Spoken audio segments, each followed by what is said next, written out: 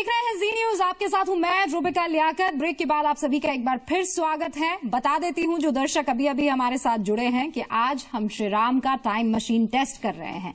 मतलब ये कि श्री राम की जिंदगी की तारीखों को खोज रहे हैं। आप कहेंगे कि भाई क्या कह रहे हैं आप? जवाब आपके सामने है। ये तारीखें साइंटिफिक तरीके से आपके सामने रखी है, लाइव ये तारीखें रखी गई हैं और इसके पीछे गहन शोध हुआ है। 9 साल की कड़ी रिसर्च और उसके बाद ये दावा किया गया है कि यही वो तारीखें हैं।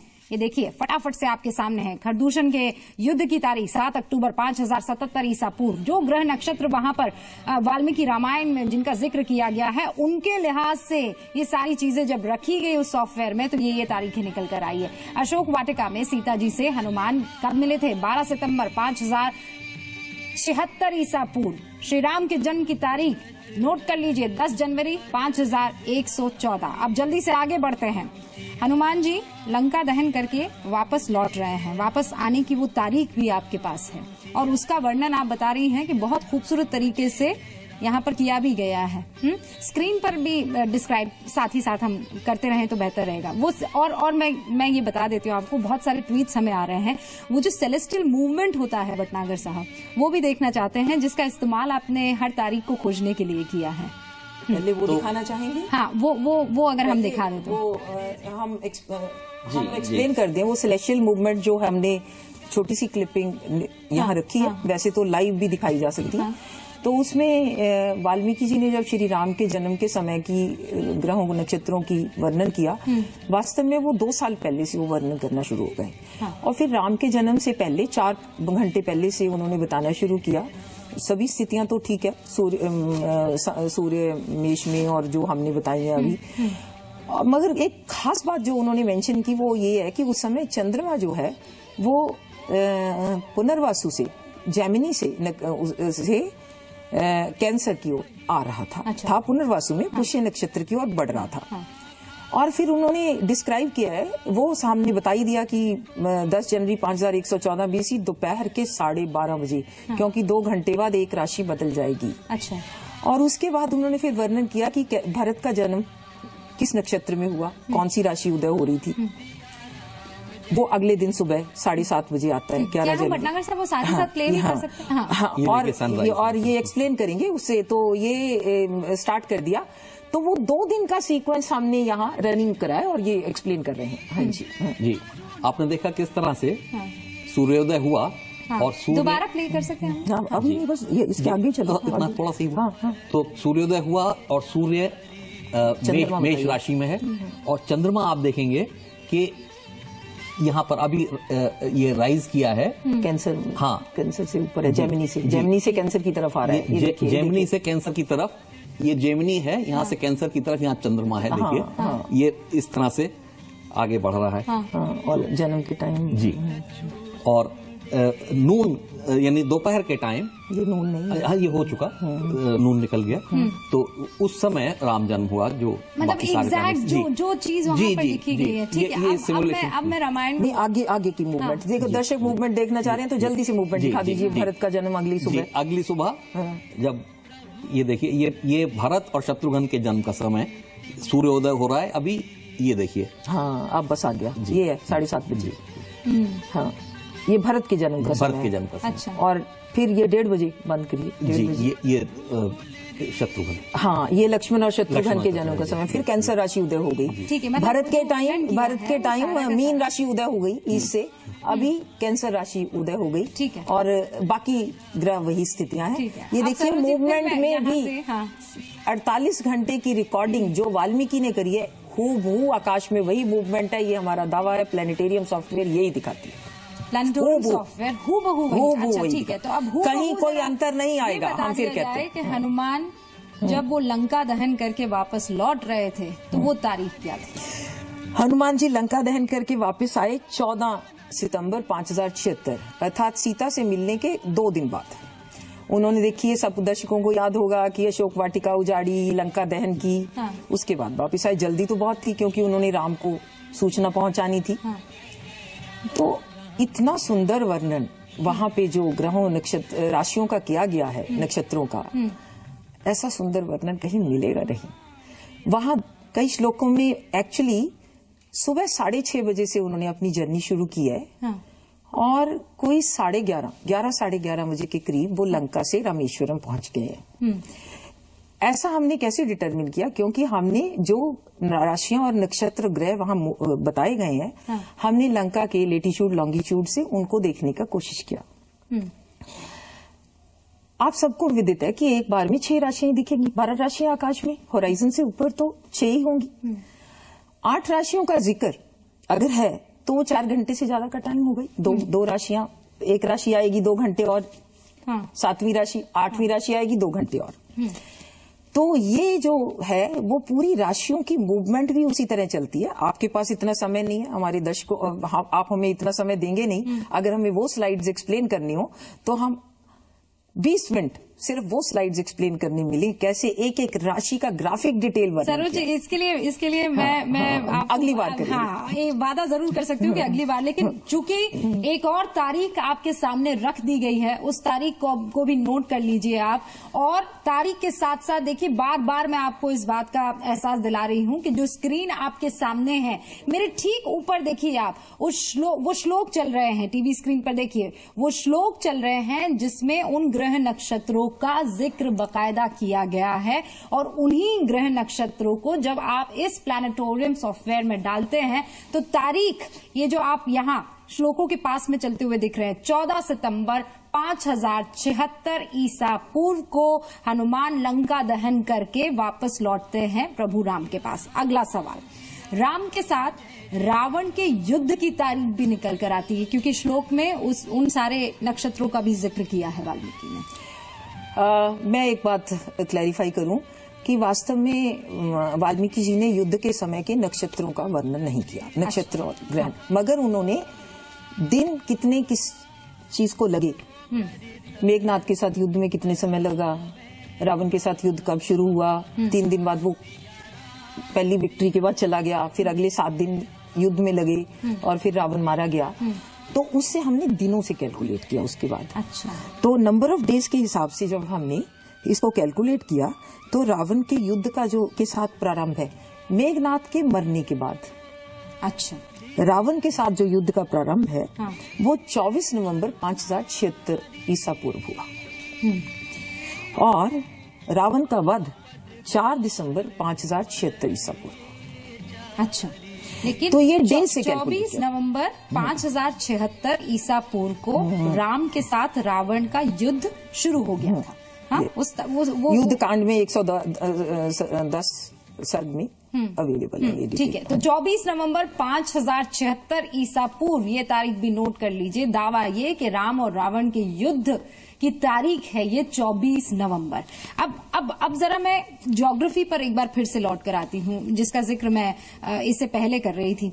आप कैसे, भद्रा जी से जब मेरी बात हुई तो भाई ठीक है, तारीखें आपने पता लगा दी, लेकिन कहाँ हुआ, किस जगह हुआ, ये कैसे पता लगा? इसकी क्या प्रमाणिकता? देखिए, हमारी मेथोडोलॉजी बताने की आवश्यकता है। हम तो ये जानना चाह रहे थे कि क्या वाल्मीकि रामायण, जो अपने आप को शुरू में कहते हैं कि मैं कंटेम्प्रेरी हूं, और चौथे सर्ग में कहते हैं पहले पार्ट के कि राम जैसे ही राजा बनते हैं, मैं उनकी आत्मकथा, उस समय में भी राजा जब राजा बनता था तो उसकी कथा कोई लिखता था, उनकी बायोग्राफी वो लिखते हैं। तो उन्होंने शुरू में कहा है कि जैसे वो राजा बने मैं उनकी कथा लिखना शुरू हुआ, जीवन कथा। तो ये सब जो डिटेल है वो हम गए ही ऐसे हैं। नॉर्मली आपको प्लेनेटेरियम सॉफ्टवेयर में आप खोल लो, आज का स्काई दिखाई देगा, लेटीट्यूड लॉन्गिट्यूड दे दो, डेट टाइम दे दो, आपको स्काई दिखा देगा। मगर रिवर्स कैलकुलेशन करना एक डिफिकल्ट काम है। हमने क्या किया है कि वाल्मीकि रामायण में जो भी आकाशीय दृश्य बताए गए हैं, ग्रहों नक्षत्रों की स्थितियां जिस जगह से बताई गई हैं, अगर उन्होंने ये कहा कि राम का जन्म अयोध्या में हुआ, हमने अयोध्या का लेटीट्यूड लॉन्गिट्यूड से वो स्काई व्यू देखा। अगर उन्होंने कहा नासिक में पंचवटी में युद्ध हुआ खरदूषण से, तो वहीं का और ये लंका में जो है वो वहीं का लेटीट्यूड लॉन्गिट्यूड लिया। इसलिए आपको जानने की जरूरत नहीं है, हमने ये वेरीफाई किया, वेरीफाई कर लिया है। तो राम सेतु तो फिर हमें लाना ही पड़ेगा, क्योंकि अब भारत से श्रीलंका का रुख कर रहे हैं और राम सेतु को जोड़ने के लिए राजीव निगम जी साइंटिफिकली हमारे पास सारी चीजें रखने वाले। राजीव निगम जी, एक बार फिर से आपका तारुफ करवा देती हूँ। National institute of oceanography Goa में मरीन आर्कियोलॉजी के हेड हैं राजीव निगम जी। बहुत बहुत स्वागत है आपका। आप हमारे साथ थोड़ा देर से जुड़े, लेकिन बिल्कुल दुरुस्त जुड़े हैं। वही टाइम है जब हम जिक्र कर रहे हैं, क्योंकि अब रावण का वध होने वाला है, क्योंकि अब युद्ध शुरू हो चुका है। अब जरा मुझे ये बताइए, राम सेतु को लेकर बहुत सारे सवाल होते हैं। कोई कहता है भाई ये कुदरतन बन गया है, कोई ये कहता है कि नहीं, वहां पर 5 दिन में बकायदा तैयारी की गई थी। आप ये बताइए कि आप कौन से एविडेंसेस रामायण जो वाल्मीकि ने लिखी है उसमें साइंटिफिकली रख सकते हैं? रूबिका जी, मैं जरा सा इसमें इंटरफियर करूं? हाँ। राजीव निगम जी बहुत बड़े वैज्ञानिक हैं, मगर वो समुद्र वैज्ञानिक हैं। वो रामायण के रेफरेंस आपको पहले बता पाएंगे ऑफ हैंड, वो वहां से बैठे, आपने उनको बताया भी नहीं। तो रामायण का रेफरेंस मुझे बताने दो, फिर एक्सपर्ट कमेंट उनसे दीजिए। ठीक है, ठीक है। रामायण में रेफरेंस रामायण में रेफरेंस ये है कि भाई वो सेतु बनाया गया।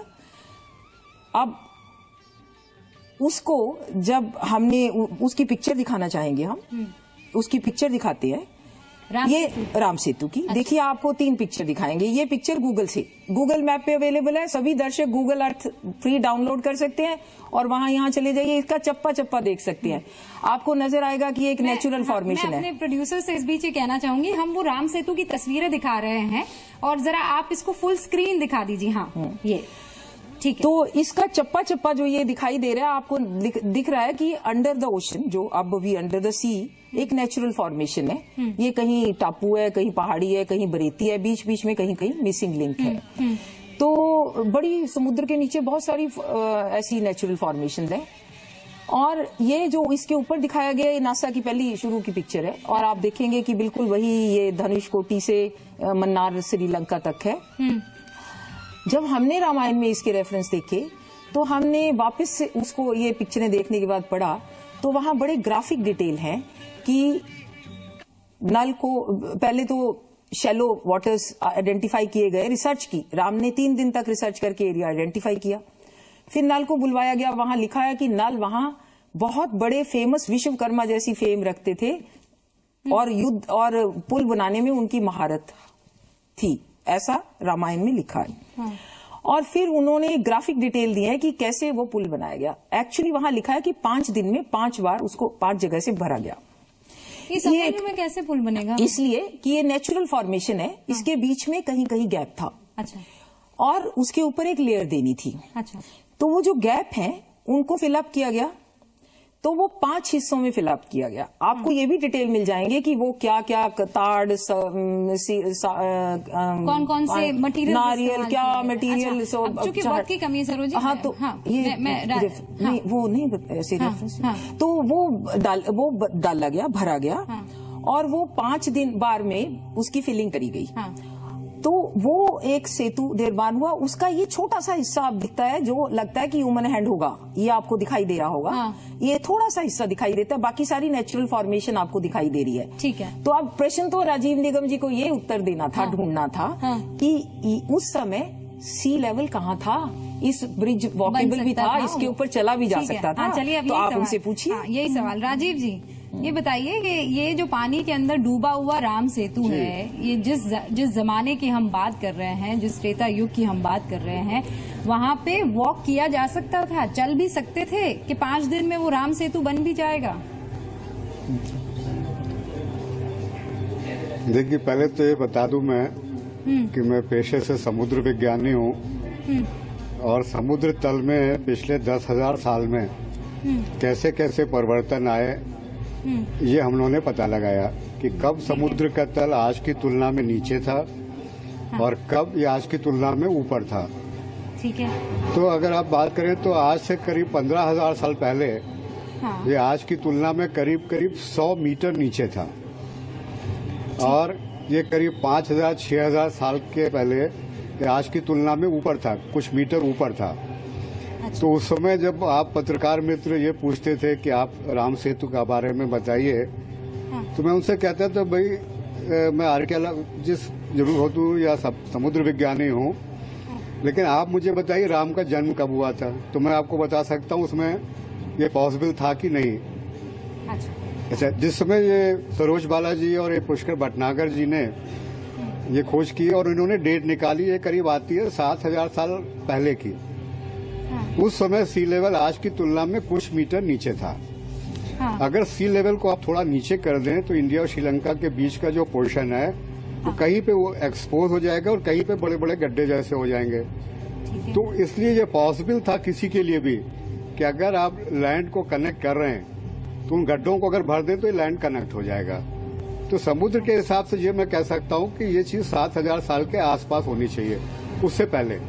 क्योंकि उसके बाद एक बार सी लेवल अगर आज की तुलना में ऊपर चला गया था तब ब्रिज बनाना बहुत मुश्किल था। और ब्रिज तब मतलब ये नहीं है कि जैसे आजकल ब्रिज बनते हैं, ये वैसे ही है कि आप गड्ढों को भरकर और एक आने जाने लायक मार्ग बना दें। ठीक है, तो साइंस के हिसाब से मैं इतनी कह सकता हूं। और डिटेल में आगे डिस्कस करेंगे। मुझे एक और छोटा सा ब्रेक लेना होगा, मजबूरी है। हालांकि इतना बढ़िया डिस्कशन चल रहा है और इतनी सारी चीजें उभर कर सामने आ रही है, लेकिन एक और छोटा सा ब्रेक मुझे लेना होगा। ब्रेक पर जाओ उससे पहले जो दर्शक अभी अभी हमारे साथ जुड़े हैं, जल्दी से उनको वो सारी तिथियां मैं बता देती हूँ जो अभी यहाँ जी न्यूज पर उजागर हुई है। श्री राम के जन्म की तारीख मॉडर्न कैलेंडर के हिसाब से 10 जनवरी 5114 ईसा पूर्व। उसके बाद आगे बड़ा सवाल कि राम के वनवास जाने की तारीख क्या थी, वो थी 5 जनवरी 5089 ईसा पूर्व। ये तमाम वो बातें हैं जो बाकायदा वाल्मीकि जी ने लिखी है। खरदूषण के युद्ध की तारीख 7 अक्टूबर 5077 ईसा पूर्व। उसके बाद अशोक वाटिका में सीता जी से हनुमान जी जब मिले थे वो तारीख 12 सितंबर 5076 ईसा पूर्व। उसके बाद जब हनुमान लंका दहन करके राम के पास दोबारा पहुंचते हैं तो वो तारीख 14 सितंबर 5076 ईसा पूर्व। देखिए इन तारीखों में एक नई तारीख यहाँ जी न्यूज पर बन रही है जिसे हिस्ट्री कह सकते हैं।